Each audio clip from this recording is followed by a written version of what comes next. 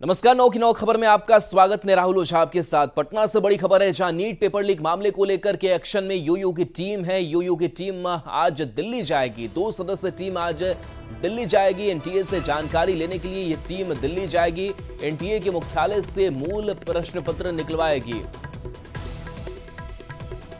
तो यूयू की टीम मूल प्रश्न पत्र की मिलान करेगी। पटना में मिले थे जले हुए प्रश्न पत्र के अवशेष और अवशेष से ईओयू की टीम मिलान करेगी। 9 अभ्यर्थियों से आज और कल पूछताछ होगी। आज ईओयू कार्यालय में 9 अभ्यर्थियों से पूछताछ की जाएगी। तो पटना से बड़ी खबर बता रहे हैं, जहां लगातार ईओयू की टीम एक्शन में नजर आ रही है और ईओयू की टीम मूल प्रश्न पत्र की मिलान करेगी। पटना में जले हुए प्रश्न पत्र के अवशेष मिले थे, तो दिल्ली टीम की रवानगी आज होनी है। एनटीए से जानकारी के लिए ये टीम दिल्ली जाएगी। एनटीए के मुख्यालय से मूल प्रश्न पत्र ईओयू की टीम निकलवाएगी। तो ईओयू की टीम मूल प्रश्न पत्र की मिलान करेगी। बता दें कि अवशेष से ईओयू की टीम मिलान करेगी। 9 अभ्यर्थियों से आज और कल पूछताछ होनी है। तो आज ईओयू कार्यालय में 9 अभ्यर्थियों से पूछताछ की जानी है। तो देखिए, लगातार नीट पेपर लीक मामले को लेकर के लगातार यूयू का एक्शन नजर आ रहा है और ऐसे में एक अभ्यर्थी जिन पर शिकंजा है उनसे पूछताछ भी कि किस तरीके से ये पूरा कांड हुआ, कैसे पेपर लीक हुआ। हालांकि इस मामले को लेकर के बहुत तह तक जो टीम है वो पहुंच चुकी है, लेकिन और भी कई तार और भी कई जो सुराग हैं वो तलाशने हैं। तो ऐसे में जरूरी हो जाता है कि इन अभ्यर्थियों से पूछताछ कर और जानकारी इनसे इकट्ठी की जाए। और इसके साथ साथ एनटीए के मुख्यालय की अगर बात करें तो यहां से ईओयू की टीम को मूल प्रश्न पत्र निकलवाना है। तो देखिए, नीट पेपर लीक मामले में 8 जुलाई को ईओयू अपना पक्ष रखेगी। सुप्रीम कोर्ट में अपना पक्ष ईओयू की टीम रखेगी। 5 मई से अब तक की जांच की जानकारी देगी। इसके साथ साथ पूछताछ और दस्तावेज में मिले सबूतों की जानकारी लेगी। सुनवाई को लेकर के ईओयू ने अपनी तैयारी जो है वो भी शुरू कर दी है। तो अलग अलग पड़ावों से होकर के ईओयू की टीम गुजर रही है ताकि एक एक खुलासे जो है वो किए जा सके। तो देखिए, 8 जुलाई को ईओयू की टीम अपना पक्ष रखने वाली है। सुप्रीम कोर्ट में अपना पक्ष ईओयू रखेगी। 5 मई से अब तक की जांच क्या कुछ हुई, रिपोर्ट क्या तैयार किए गए, इस रिपोर्ट की जानकारी ईओयू को देनी है। पूछताछ और दस्तावेज में मिले सबूतों की जानकारी देगी। सुनवाई को लेकर के ईओयू ने अपनी तैयारी शुरू कर दी है।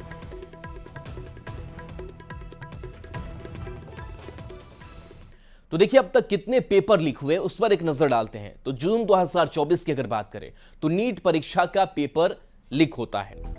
उसके बाद से मार्च 2024 पर अगर नजर डालें तो बिहार शिक्षक भर्ती परीक्षा 3 की जो पेपर है वो लीक होता है। इसके साथ साथ अक्टूबर 2023 की बात करें तो पुलिस सिपाही भर्ती परीक्षा का पेपर लीक होता है। वहीं अगस्त 2023 में अमीन भर्ती परीक्षा भी इसके घेरे में आता है। और इसके बाद मई 2022 की अगर बात करें तो बीपीएससी 67वीं प्रारंभिक परीक्षा के पेपर लीक होते हैं।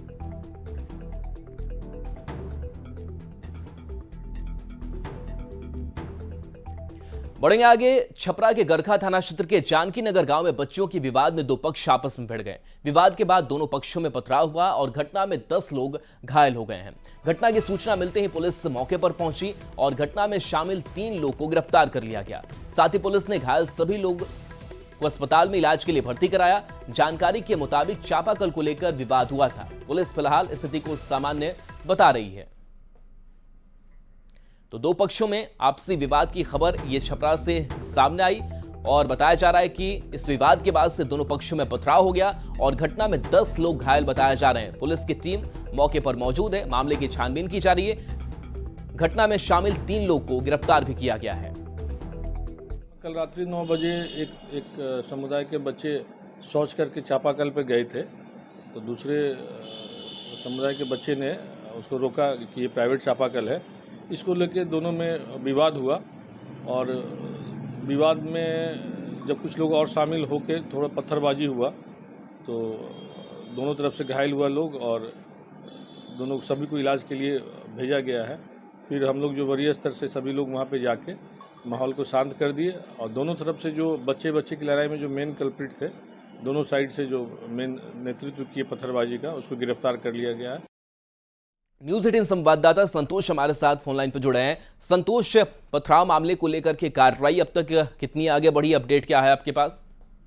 देखिए, घटनास्थल पर पुलिस लगातार कैंप कर रही है। जैसा कि हमारी एडिशनल एसपी से बात हुई, उन्होंने कहा कि स्थिति पूरी तरह से नियंत्रण में है और बच्चों का विवाद था जिसको बाद में सांप्रदायिक रंग देने की कोशिश की गई। हालांकि पुलिस ने इस कोशिश को नाकाम कर दिया। अब गांव में पूरी तरह से फिर शांति कायम है। पुलिस वहां लगातार कैंप कर रही है।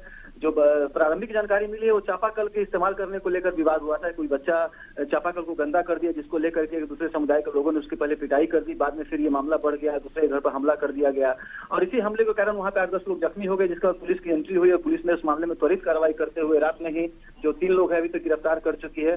तो ये पूरा जो मामला है अब पुलिस के नियंत्रण में है। पुलिस वहां कैंप कर रही है। जो स्थिति है उसको पूरी तरह से सामान्य बताया जा रहा है। जी चलिए, शुक्रिया संतोष इस अपडेट के लिए आपका। और आज से बड़ी खबर है, जहां दिल्ली में बीजेपी की अहम बैठक आज होनी है। बाबूलाल मरांडी इस बैठक में शामिल होंगे। सुबह 10:30 बजे दिल्ली रवानगी होगी। तो झारखंड विधानसभा चुनाव पर चर्चा होगी। इसके साथ साथ बैठक में चुनावी तैयारियों पर भी मंथन किया जाएगा। लोकसभा चुनाव में प्रदर्शन की समीक्षा भी इस बैठक में होगी। बैठक में झारखंड के प्रदेश प्रभारी लक्ष्मीकांत वाजपेयी, क्षेत्रीय संगठन महामंत्री नागेंद्र त्रिपाठी शामिल होंगे। इसके साथ ही प्रदेश संगठन महामंत्री कर्मवीर सिंह, सांसद दीपक प्रकाश और आदित्य साहू भी शामिल होंगे। तो लोकसभा चुनावी प्रदर्शन की समीक्षा इस बैठक में की जाएगी और इस बैठक में कई बड़े नेताओं की मौजूदगी होगी। तो दिल्ली में बीजेपी की आज अहम बैठक।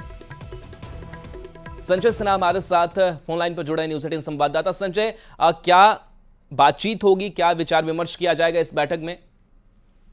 देखिए, ये बैठक बेहद अहम है। खासकर झारखंड को लेकर आप देखेंगे कि कल ही जो है एक सूचना जारी हुई कि जिसमें बीजेपी झारखंड में जो है चुनाव प्रभारियों की नियुक्ति की है। इसमें आपको शिवराज सिंह चौहान रक्षा प्रभारी करता हेमंत विश्व शर्मा को जिम्मेदारी दी गई है। तो इसके बाद से ही कयास लगाने शुरू हो गया था कि झारखंड में बीजेपी अब नई रणनीति पर काम करेगी, क्योंकि बीजेपी की जो पहले रणनीति थी उसके तहत आपको लोकसभा चुनाव में 5 एसटी सीटों पर बीजेपी को हार मिली है। तो ये कहने का मतलब है कि आज जो बैठक होगी, इस बैठक में लोकसभा चुनाव में खास करके झारखंड में एसटी सीटों को बेहद अहम माना जाता है, क्योंकि एक बड़ा वोट बैंक है और ये कहा जाता है कि आदिवासी जिनके साथ होंगे सत्ता में उन्हीं का आगमन होगा। तो इसको लेकर के बीजेपी ये मान के चल रही है कि आपको झारखंड विधानसभा चुनाव में जो एसटी 28 सीटें हैं, उन 28 सीटों पर बीजेपी का परफॉर्मेंस बेहतर रहे, इससे सुधार किया जाए और साथ में सबक लिया जाए जो लोकसभा चुनाव में बीजेपी के साथ हुआ है। तो पार्टी इन्हीं मुद्दों को लेकर प्रदेश बीजेपी के तमाम जो बड़े नेता हैं, आपको उसमें प्रदेश बीजेपी अध्यक्ष बाबूलाल मरांडी हों, सांसद हों दोनों, जो कि आपको दीपक प्रकाश ने आदित्य साहू हैं, क्षेत्रीय संगठन मंत्री नागेंद्र त्रिपाठी हैं, प्रदेश संगठन महामंत्री आपको कर्मवीर सिंह है, तमाम लोग संगठन के भी नेता हैं, जो आपको जनप्रतिनिधि हैं उनको भी बुलाया गया। तमाम वैसे लोग जाएंगे, बैठक में बैठेंगे और जो जमीन है, हालात है झारखंड में, क्योंकि झारखंड अभी 4 महीने बाद चुनाव है, झारखंड की जनता क्या सोच रही है, सियासत की हवा क्या है, लोग के मन में क्या है, किस तरह के वोट बैंक में इजाफा हुआ है, कमी आई है, तमाम चीजों को लेकर एक मंथन दिल्ली में होगी और वो आपको देखेंगे दिल्ली में बैठक होगी और उसका अमली जामा जो जमीन पर उतारने की पहल है वो भी आपको जल्द झारखंड में नजर आएगी। जी चलिए, शुक्रिया संजय इस अपडेट के लिए आपका।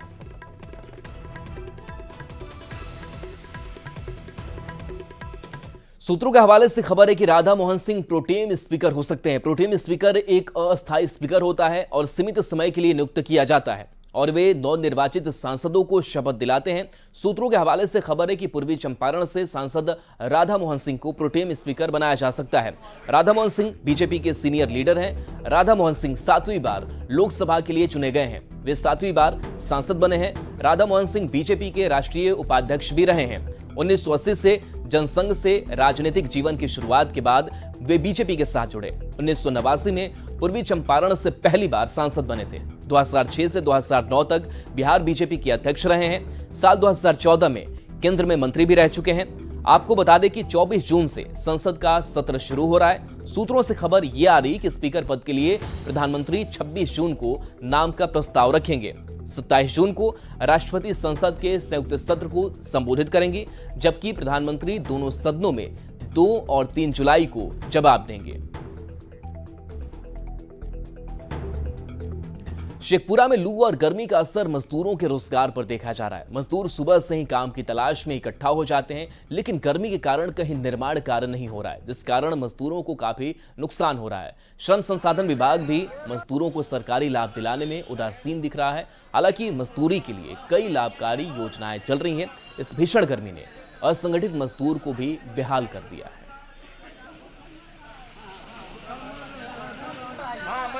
जिस हिसाब से काम करने के लिए आते हैं 7 बजे से आते हैं 10 बजे दिन तक जो है काम के इंतजार करते हैं। काम नहीं मिलता है, सब अपना अपना घर चले जाते हैं। गर्मी में काम नहीं मिलता है, मजदूरी कम है, रिटर्न के घर चल जाते हैं। बहुत कम मिलता है, गर्मी का मौसम जब पड़ गया है काम नहीं मिलता। 400 रुपये मजदूरी मिलता है, उसके बाद में घर जाते हैं, नहीं मिलता है।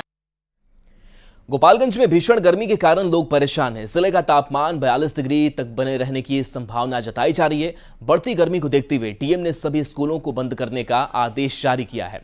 गर्मी के कारण दैनिक मजदूरों को भी काफी परेशानी हो रही है। मौसम विभाग के मुताबिक अगले 2 दिन तक गर्मी से कोई राहत नहीं मिलने वाली है। गोपालगंज से मौसम का हाल बता रहे हैं न्यूज 18 संवाददाता गोविंद कुमार। गोपालगंज में भीषण गर्मी पड़ रही है और आज तापमान 42 डिग्री के आसपास पहुंच गया है। ऐसे में आज 8वीं तक के तमाम स्कूलों को बंद करने का आदेश दिया गया है। गोपालगंज के डीएम मोहम्मद मकसूद आलम की ओर से आदेश जारी करते हुए कहा गया है कि आज यानी कि 18 जून और 19 जून को कक्षा 1 से लेकर 8वीं तक के सभी शैक्षणिक गतिविधियाँ बंद रहेंगी और स्कूलों को बंद रखने का निर्देश दिया गया है। ऐसे में बच्चों को गर्मी से थोड़ी राहत मिली है, क्योंकि आज बच्चे जो है स्कूल नहीं जाएंगे, क्योंकि गर्मी को देखते हुए बच्चों के स्वास्थ्य पर प्रतिकूल असर पड़ने को लेकर स्कूलों को बंद करने का निर्देश दिया गया है। तो वहीं दूसरी तरफ गर्मी की वजह से दिन में कामकाज करने वाले जो रोजमर्रा के काम पर जाने वाले मजदूर हैं उनकी परेशानी बढ़ गई है। खासकर जो रिक्शा ठेला वाले लोग हैं उनकी भी परेशानी गर्मी की वजह से बढ़ गई है, क्योंकि इन्हें सवारी नहीं मिल पा रही है और धूप में कड़ी मेहनत भी करनी पड़ रही है। ऐसे में मौसम विभाग ने आज तकरीबन 42 डिग्री तक तापमान रहने और लू के साथ गर्म हवा चलने का अनुमान जताया है। मानसून में 48 घंटे की देरी है, तो ऐसे में गर्मी से फिलहाल 2 दिनों तक लोगों को राहत नहीं मिलने की उम्मीद है। गोविंद कुमार, न्यूज 18 गोपालगंज। श्रेया मौत मामले को लेकर बिहार सरकार के श्रम संसाधन मंत्री संतोष कुमार औरंगाबाद में पहुंचे। श्रम संसाधन मंत्री ने कहा कि दोषी चाहे कोई भी क्यों ना हो, बख्शा नहीं जाएगा। साथ ही पीड़ित परिवार से मिलने के बाद उन्होंने कहा घटना जघन्य है और इसकी जितनी भी निंदा की जाए कम है। पोस्टमार्टम रिपोर्ट की दोबारा जांच के लिए जिला प्रशासन ने एक टीम गठित की है, जो 1 सप्ताह के अंदर अपनी रिपोर्ट देंगे। मेडिकल रिपोर्ट बनाने के लिए कह दिया गया कि वो जो मेडिकल रिपोर्ट जो दिया है उस मेडिकल रिपोर्ट को प्रशासन भी नहीं मान रही है, कि फिर से मेडिकल टीम की गठित होगी, फिर से उसका मेडिकल जांच होगा, इसके बाद पता चलेगा। 1 हफ्ता के अंदर नतीजे पे पहुंच जाएंगे। एकदम भरोसा रखिए, कहीं से कोई बहुत बड़ा प्रभावशाली हो या घर का हो, कोई बचेगा नहीं। चाहे इसमें पुलिस अफसर हो, चाहे कोई हो, इसमें बचने वाला कोई नहीं है। और फिर 1 हफ्ता के बाद मैं आऊँगा औरंगाबाद। ऐसा नहीं कि हम लोग आपको सर लग रहा है पूर्वी चंपारण के नेपाल से सटे बॉर्डर इलाकों में शराब, अफीम और गांजा तस्कर काफी सक्रिय हैं।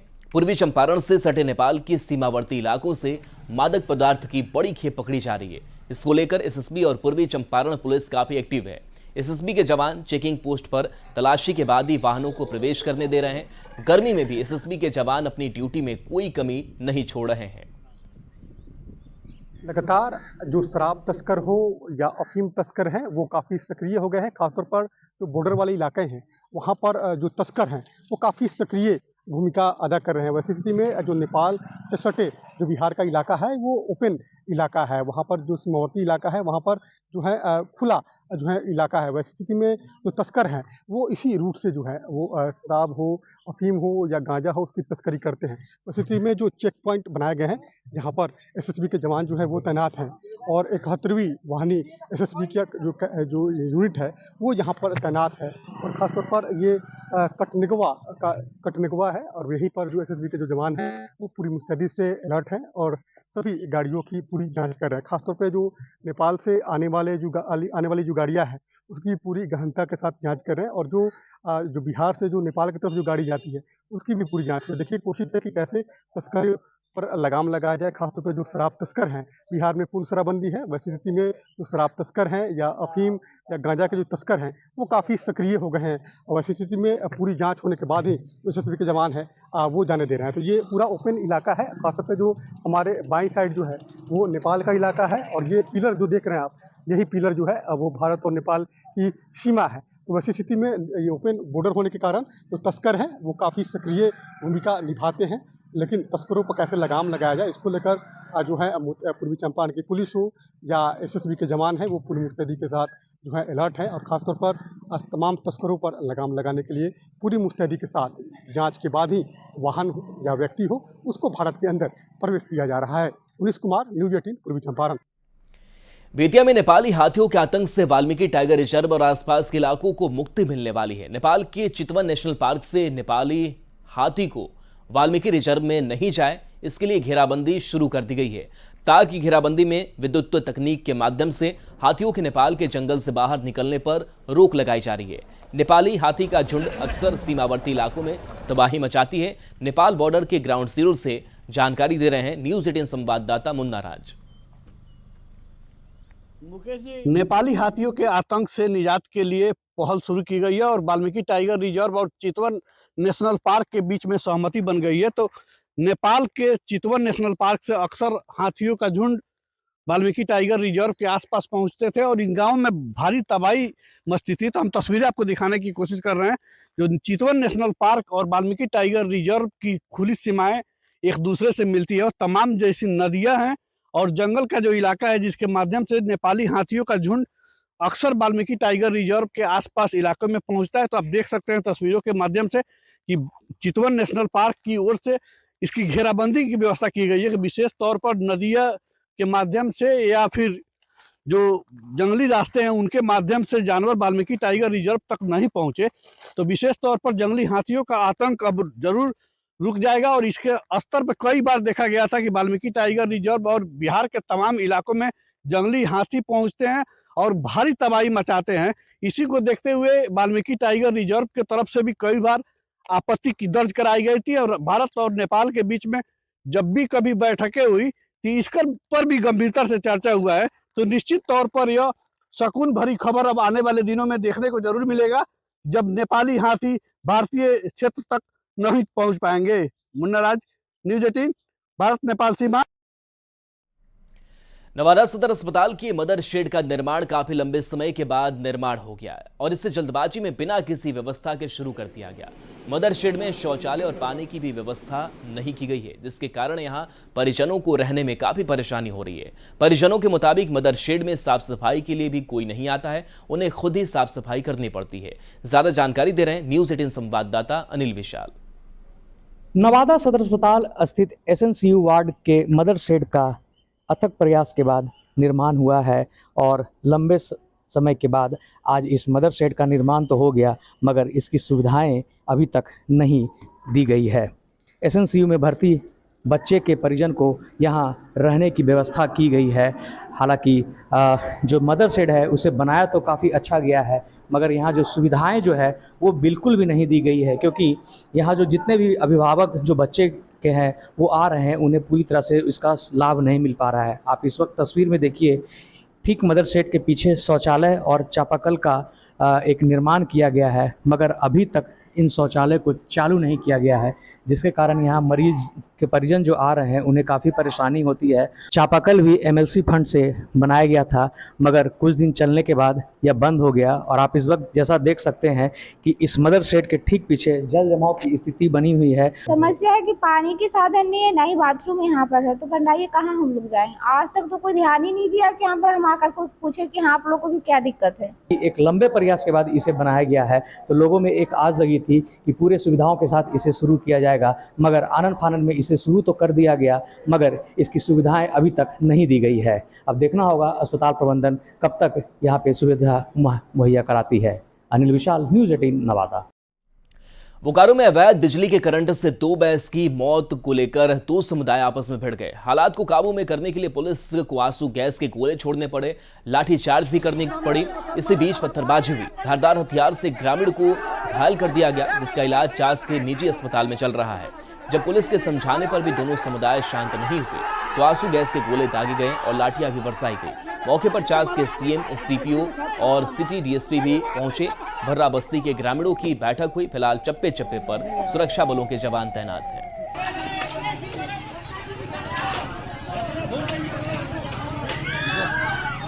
विवाद हुआ, प्रशासन से लोग पहुंचे हैं और लोगों को समझा बुझाकर शांति बहाल कर दी गई है। फिलहाल बातचीत चल रही है और विवाद का मुख्य कारण क्या है इस पर भी जांच पड़ताल चल रहा है। दुर्भाग्यपूर्ण है, बट ये विवाद दरअसल किस वजह से हुआ है जब तक जांच नहीं पूरी होती है कुछ भी कह पाना मुश्किल है।